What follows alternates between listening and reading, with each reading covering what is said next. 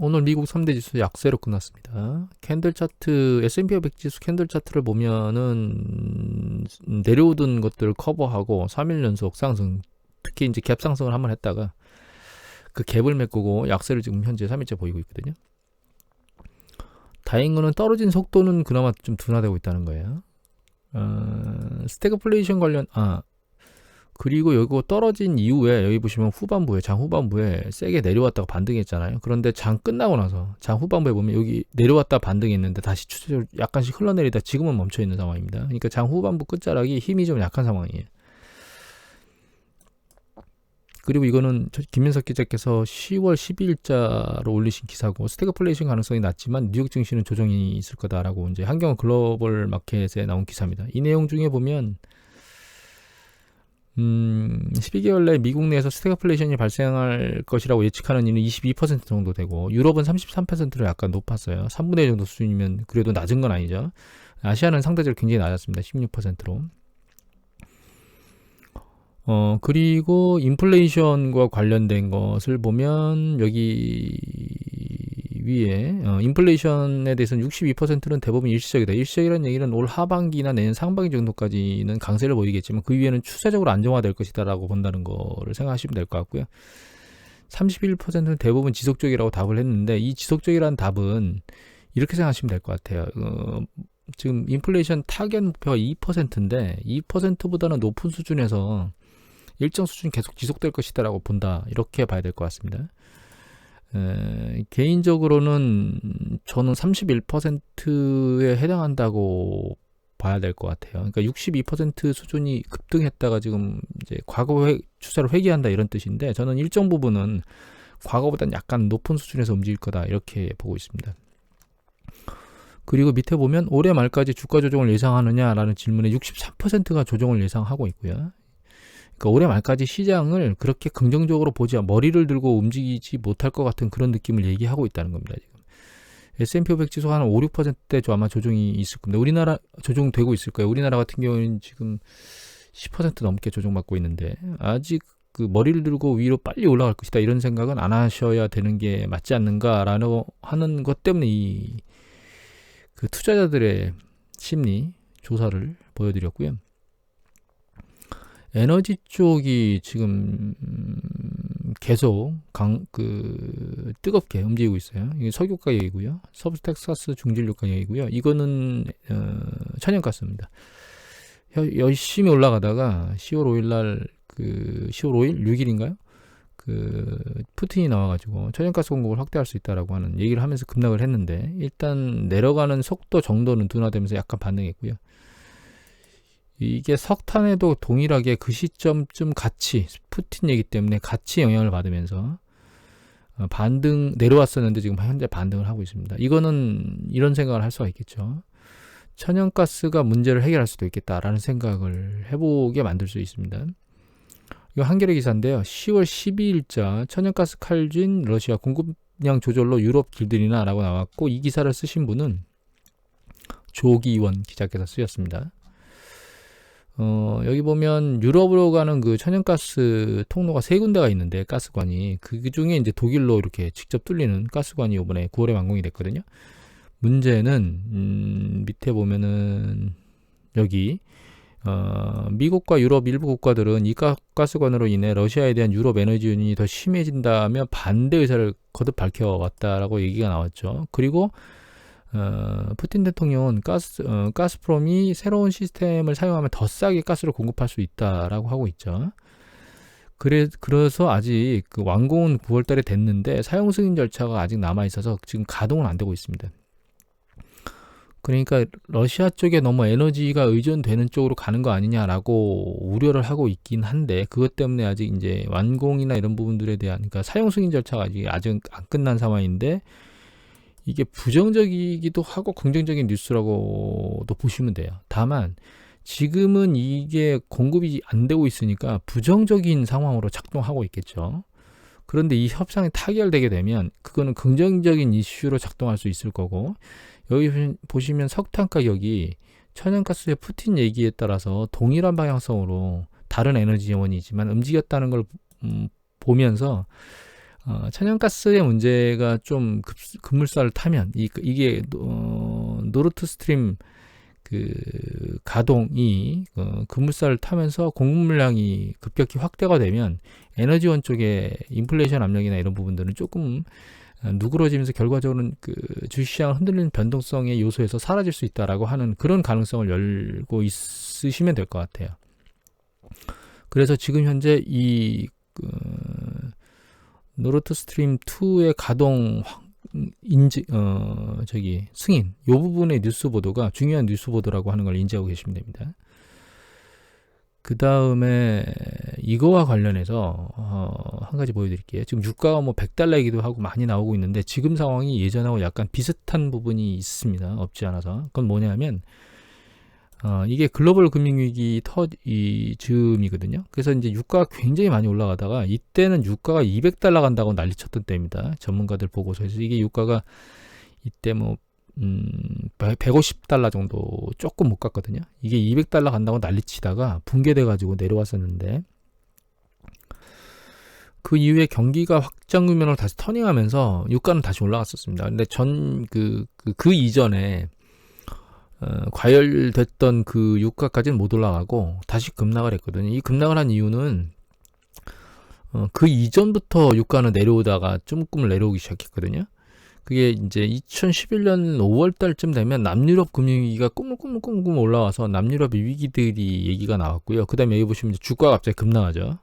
8월 달에 유가도 급락하고 이거는 왜 그런 거냐면 이것 때문에 그렇습니다. 예, 지금 현재 그 부채 한도 조정 문제가 있잖아요. 이때도 부채 한도 조정 문제가 있었거든요. 이거 위키베카 내용인데 위키베카에 2011년 미국 연방정부 신용등급 강등이 2011년 8월 5일 날 미국의 신용평가기관인 스탠드 앤 푸어스가 미국이 발행하는 채권의 신용등급을 트리플 A에서 더블 A 플러스로 한 등급 내렸거든요.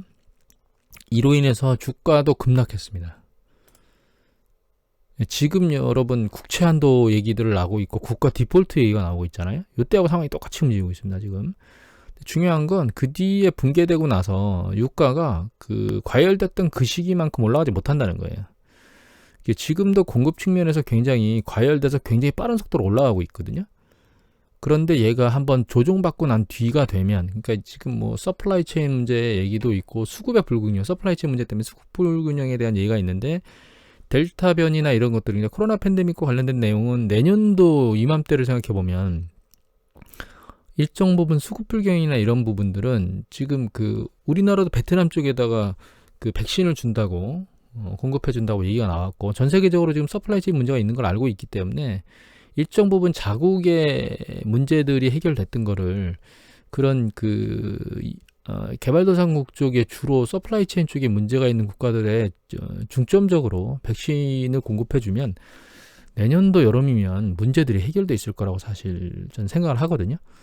그러면 그런 문제로 인해서 한없이 에너지 자원이나 이런 부분들이 위로 치솟아 올라가지는 않을 겁니다. 그리고 한 가지 더 보여드릴 거는 이 부분인데요. 이거는 FBX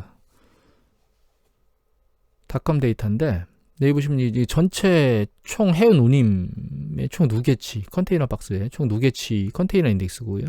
얘는 이제 올라와서 지금 내려오고 있습니다. 좀 확대된 걸로 보면 이겁니다. 지금 그 9월 중반을 9월 중반을 지나면서 아래로 추세적으로 계속 내려가고 있습니다. 지금 컨테이너 박스가 그게 이제 노선마다 편차가 있는데 이거는 그 태평양 쪽 노선인데요. 태평양 쪽 노선도 정점을 치고 아랫방향으로 좀 내려가고 있고 이거는 수에즈 운하 쪽 아시아에서 유럽 쪽 가는 거겠죠.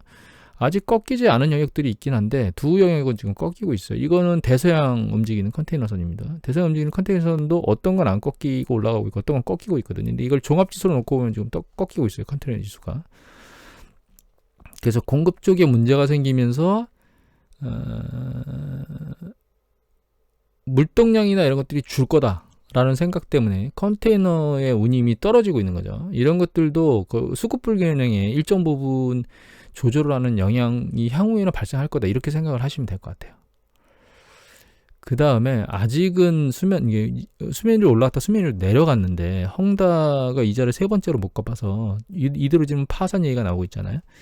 그러니까 이게 그 태풍 속의 찻잔이라고 얘기가 될 수 예전에 그 말씀을 드렸죠. 태풍 속의 찻잔이라네요. 찻잔 속의 태풍이라고 얘기를 드렸었는데 시장 상황이 굉장히 불안정하고 불안한 상황이 되면 조그만 이슈도 시장을 흔들리게 하는 요소로 작동할 수 있거든요.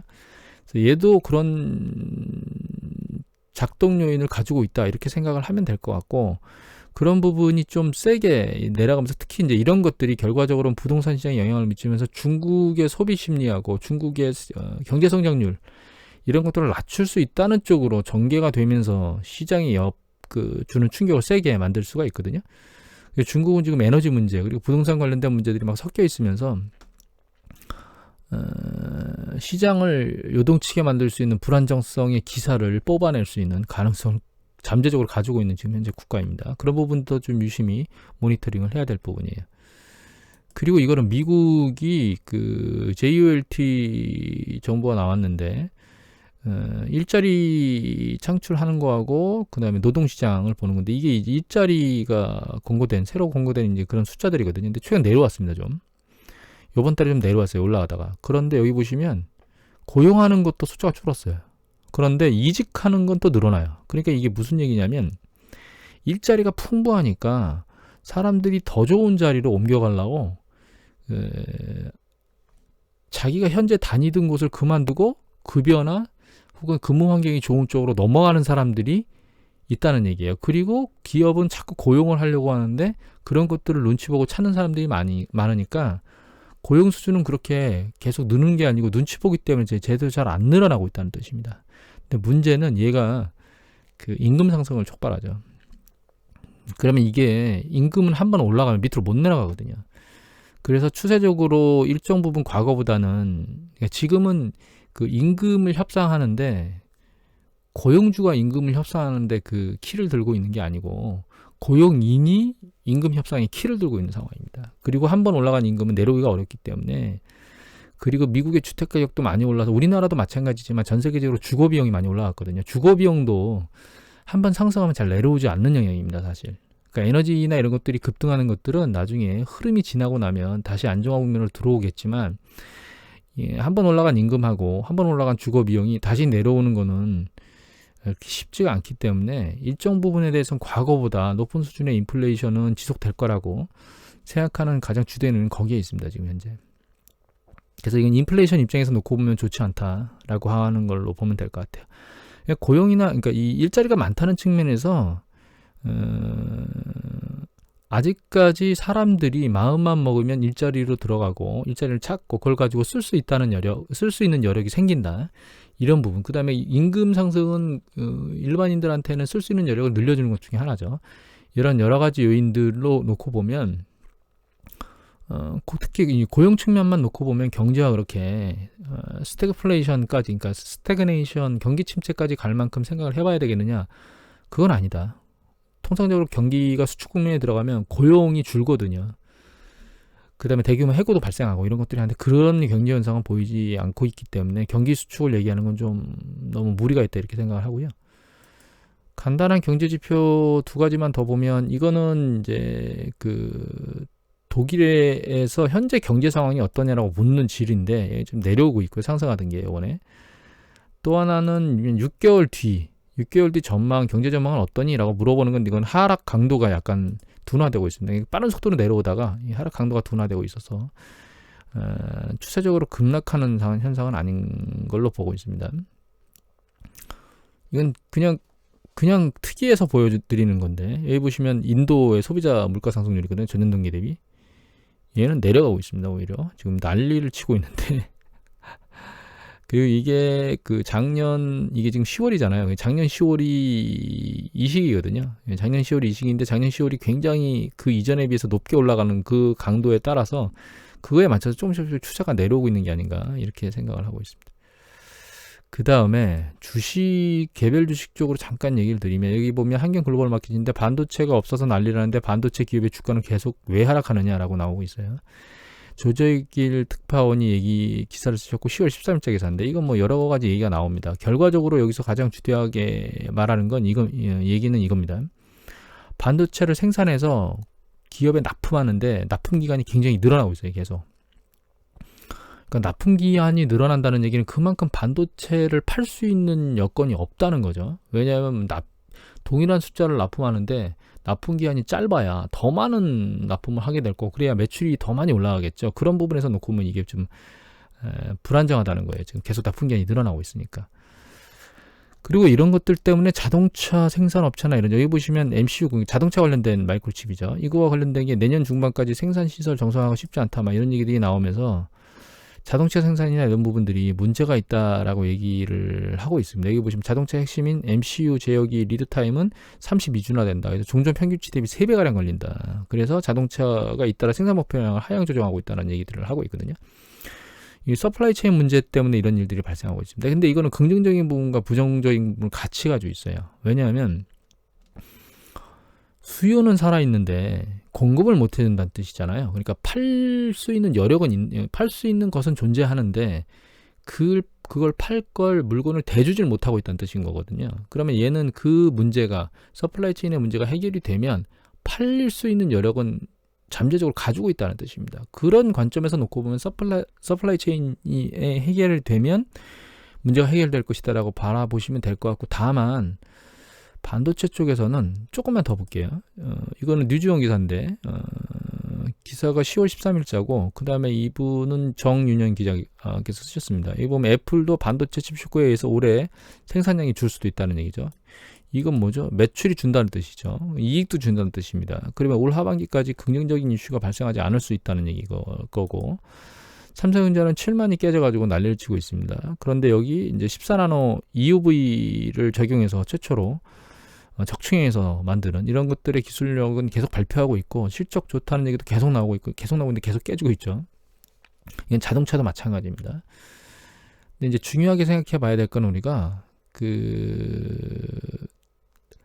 좀 전에 말씀드렸던 것처럼 서플라이 체인 문제 때문에 꼬였던 것이 문제가 해결이 되면 팔 수 있는 여력이 존재한다라는 거예요. 그런데 그렇게 시각이 바뀌는 시기가 언제일 거냐가 중요한 거죠. 그래서 어제 제 지인이 그걸 물어봤습니다. 삼성전자가 지금 싼 거냐, 사도 될 시기냐 물어봤는데 이렇게 생각을 해야죠. 이게 싸냐 이런 부분을 넘어서서 삼성전자라고 하는 기업을 내가 매수했을 때 이걸 이익을 보고 팔 수 있겠느냐라고 하는 관점으로 생각을 좀 바꿔야 됩니다. 그러려면 이미 예전에 말씀드렸던 이 산업이 사이클상 붕괴되고 있느냐라고 하는 걸 먼저 생각해야 돼요. 예전에 그 2011년 이후에 철강, 조선, 해운처럼 사이클 자체가 붕괴돼가지고 경기가 확장면으로 돌아갔을 때 얘가 회복을 못하고 계속 밑으로 밀려 내려갈 거냐 라고 하는 부분을 고민을 해봐야 되거든요. 근데 이미 말씀드렸지만 삼성전자는 향유하고 있는 모든 그 업종이 전부 다 성숙 국면에 있는 겁니다.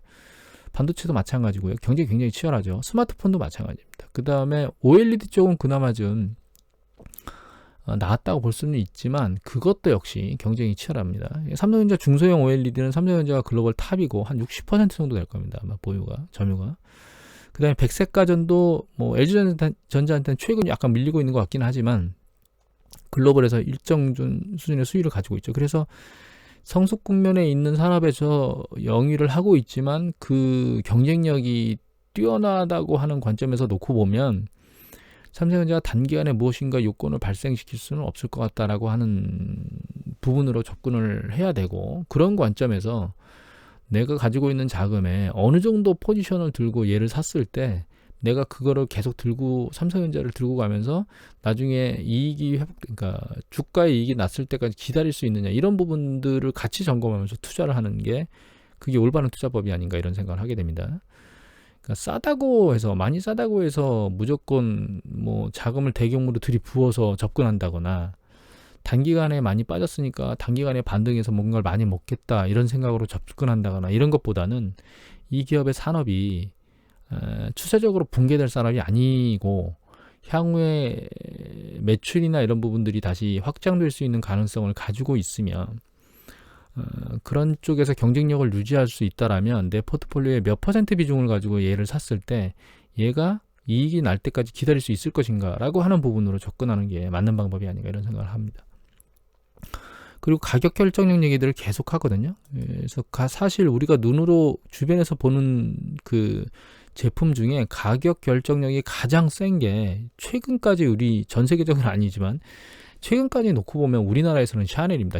샤넬 백은 뭐 미친듯이 가격을 올려도 미친듯이 산다 사는 뉴스보다 나오잖아요. 우리나라만 그렇게까지 올리는데도 산다는 가격 결정력이 짱인 거죠. 그거 이외에 그렇게까지 고가품은 아니지만 가격 결정력이 강력한 건 나이키입니다. 나이키는 가격 결정력이 굉장히 강력하죠. 브랜드 밸류 파워가 굉장히 세기 때문에. 그래서 추세적으로 계속 많이 지금 올라왔고, 나이키 같은 경우는 이제 2017년도 이후에 추세적으로 3배 정도의 수익이 난 상태거든요. 근데 최근에 공급망 문제 때문에 그 제대로 물건 조달이 안 돼가지고 조정을 세게 받았었습니다. 근데 가격 결정력 관점에서 놓고 보면 나이키라고 하는 기업이 가격 결정력이 센 거죠. 그리고 이 브랜드 파워를 지금 그 흔들 수 있는 어떤 문제나 이런 것들이 좀 발생하지 않고 있기 때문에, 다만 중국 쪽에서 나이키 불매운동이나 이런 부분들 때문에 얼음을 걷고 있긴 하지만 시장의 흐름 자체로 놓고 보면 크게 지속될 수 있는 영역은 아닙니다, 사실. 그런 관점에서 놓고 보면 나이키가 가격 결정력이 가장 센 투자 대상이 아닌가라는 생각이 들어서 이 주식을 잠깐 보여드렸고요. 삼성전자 관련된 얘기를 하나만 더 드리면, 삼성전자는 사실 이 지금 반도체 서플라이 체인 문제, 리드 타임 문제보다는 이 문제가 더 중요한 문제입니다. 여기 보시면 이 반도체, 메모리 반도체 가격 추세가 아직까지는 최근 또 다시 내려갔거든요. 그러니까 반도체가 재고 물량이 쌓이고 그 재고 물량이 쌓인 게 결과적으로 반도체 가격을 아래 밀어내리는 이런 요인들이 삼성전자가 머리를 못 드는 더 중요한 요인이라고 보셔야 됩니다. 아까 보여드렸던 배송 시간보다는. 그래서 이것이 훨씬 더 중요한 그 기사, 그러니까 뉴스보드 핵심이다. 그래서 이 반도체 하락 가격이 머리를 드는 그 시점이 되면 바닥을 찍을 거다, 이렇게 판단을 하셔야 될 것 같아요. 이거에 대한 애널들의 분석들은 뭐 여러 가지로 혼재되어 있습니다. 재고 수준에 대해서, 그러니까 반도체에 대한 재고 물량에 대해서 여러 가지로 혼재세를 보이고 있기 때문에 그것에 대해서는 아직 확정적으로 무엇인가 방향성을 예측하기는 어려울 것 같아요. 그래서 추세적으로는 좀 지켜봐야 된다. 하지만 한 가지는 생각할 수 있습니다. 반도체는 전 세계적으로, 그러니까 반도체는 우리가 전 산업에서 쓰이지 않는 것이 없을 정도로, 하물며 우리가 USB 하나 안에도 메모리 반도체가 들어가 있죠. 그리고 이제 뭐 AI라든가 혹은 뭐 그 여러 가지 사물 인터넷이나 이런 것들, IoT 이런 것들, 여러 가지 요소들이 전부 다 반도체 수요를 요구하고 있거든요. 그래서 지금 생산되는 모든 제품 안에 사실 반도체가 반드시 들어가야 된다고 봐야 되고, 또 한 가지는 그 반도체 소모 양이 점점점 많아지고 있다는 점을 생각해 보면 이 재고 조정이나 이런 부분들도 사이클을 타고 있다고 보시면 돼요. 그래서 어느 시점에선가 다시 반도체 재고 조정 사이클이 재고에 대한 그 축적 사이클이 끝나고 다시 상방으로 올라갈 수 있는 사이클을 가지고 있는 산업 섹터다. 그런 관점에서 놓고 보면 이제 삼성전자가, 내가 어느 정도 삼성전자를 들고 버틸 수 있느냐가 삼성전자를 투자하는 가장 큰 키포인트가 아닌가, 이런 생각을 하게 됩니다. 오늘은 이것을 마치도록 하겠습니다.